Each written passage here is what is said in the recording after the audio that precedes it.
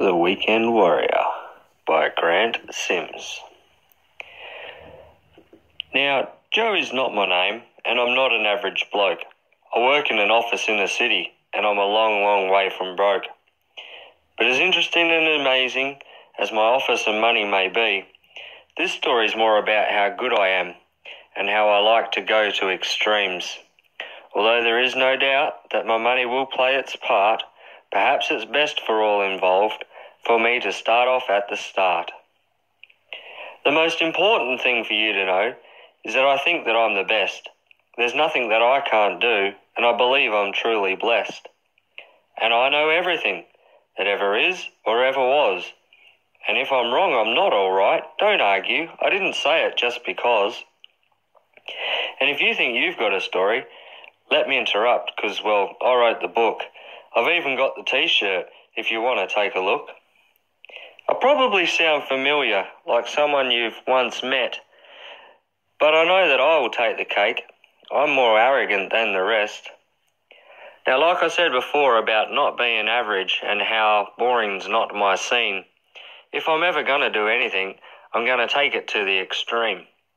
Whether it's jumping out of planes without a chute upon my back, or racing on my gold-plated dirt bike doing backflips down a track.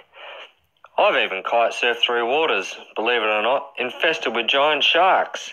If I'm ever going to do something, it won't be done by halves.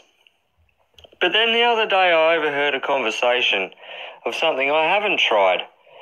These blokes were talking about travelling around our country in a big flash four-wheel drive.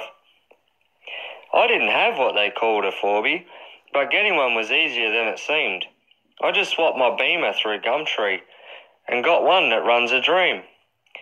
It's a goldie-coloured 100 Series Land Cruiser with 200,000 Ks on the clock. I did get offered a Nissan, but I don't suck the cock. Some old guy had had it. He'd had it since brand new. So pretty much everything was standard, and I knew what I had to do. I started with the basics, like a new air freshener and fluffy dice. Nah, I'm only kidding. I bought an extreme Forby dream to life. I got diff lockers and some massive muddies, a 20-inch lift kit and 100 drawers, a sink and a self-erecting awning, RM Williams mats for the floors. I got the latest CB radio, so state-of-the-art I got the first.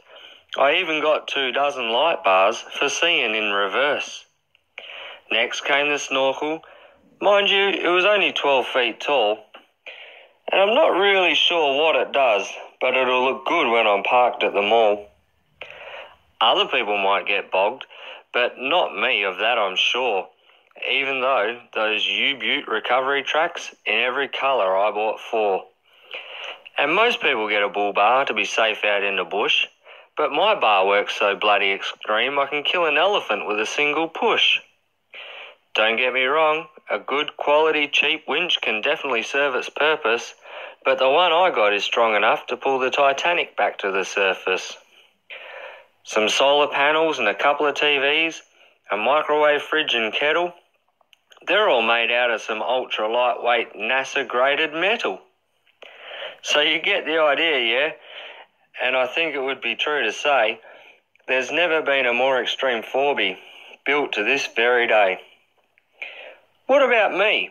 I wanted to look the part, so I got me a flannel shirt and put the final touches on the rig with a can of spray-on dirt. See, I was heading off to the shops to stock up on supplies, so I could go on this trip of a lifetime with me knowledge built from lies.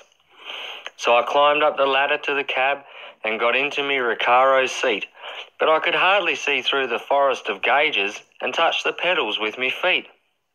That's okay, no worries, as I thought it out aloud. I'll just take it nice and easy. I was sitting up quite proud, 'cause I was in me extreme Forby, and it was the best one in the world. I couldn't wait to tell everyone about the build and how I'd toiled.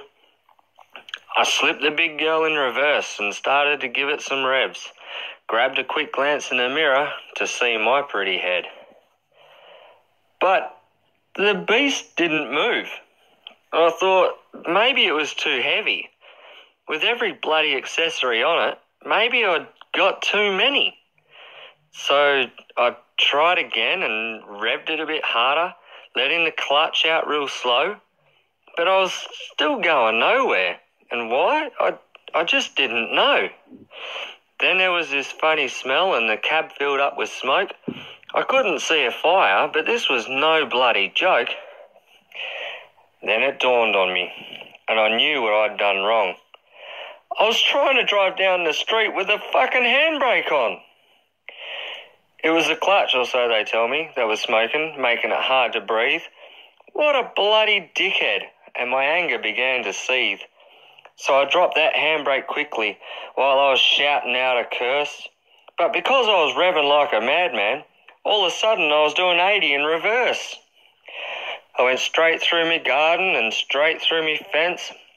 I went flying across the road, missing some kids by less than an inch. I bounced up the neighbour's curb. The letterbox was no more. Until I reached my final resting place, I'd driven it straight through their bloody front door. By now there were some onlookers, and I climbed out, my head hung in shame.